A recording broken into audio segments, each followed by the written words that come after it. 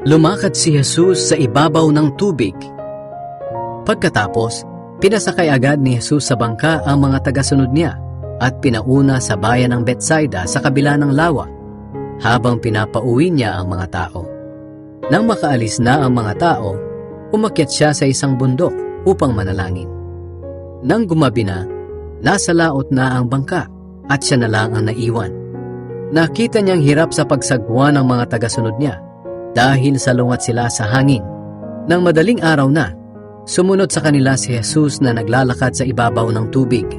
Lalampasan na lang sana niya sila, pero nakita siya ng mga tagasunod niya na lumalakad sa ibabaw ng tubig. Natakot sila at nagsigawan dahil akala nila ay multo siya, pero nagsalita agad si Jesus. "Ako ito, huwag kayong matakot. Lakasan ninyo ang inyong loob." Sumakay siya sa bangka at biglang tumigil ang malakas na hangin. Namangha sila ng husto dahil hindi pa rin sila nakakaunawa kahit nakita na nila ang himalang ginawa ni Jesus sa tinapay. Ayaw nilang maniwala dahil matigas ang puso nila.